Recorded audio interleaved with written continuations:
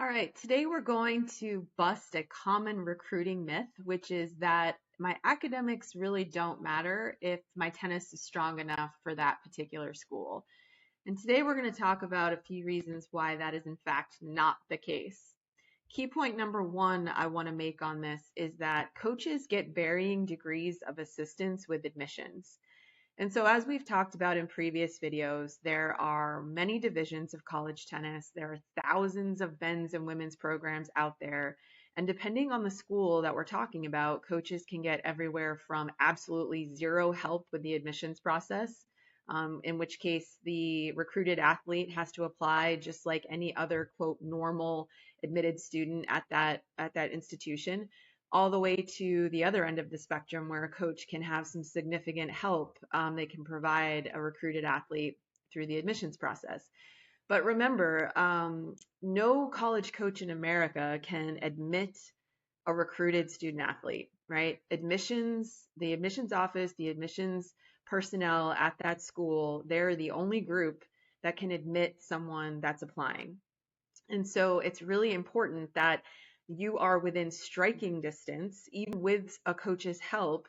You've got to be within striking distance academically of a typical student at that school. So for very high academic institutions, even if you are a recruited athlete, you can't be an outlier, right? And I can speak from personal experience having coached at a very, very high academic institution. There were recruiting years where I had some amazing tennis players that would be game changers, program difference makers for us. And if they weren't within, striking distance of a typically admitted student, they weren't getting in, no matter how badly I wanted them. So remember that.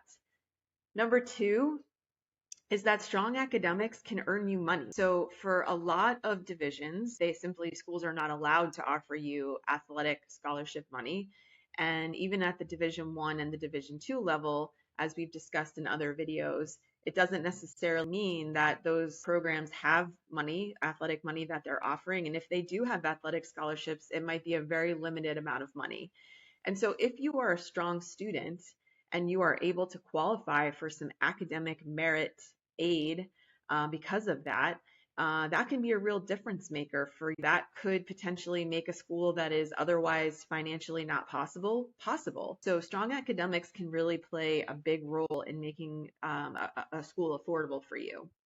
And my final point that I want to make is that strong students typically have smoother and faster recruiting processes. And what I mean by that is if you are just a solid student, right, you're taking challenging courses, you have a strong transcript, your testing is within range of what we're typically looking for at the school that the coach is at, for a recruited athlete, then that coach is going to be more likely, more comfortable in potentially offering you that spot or bringing you in on a visit a little bit earlier in the process than if they're unsure about your academics. They're going to need to check some things out before they can take steps in the process academically.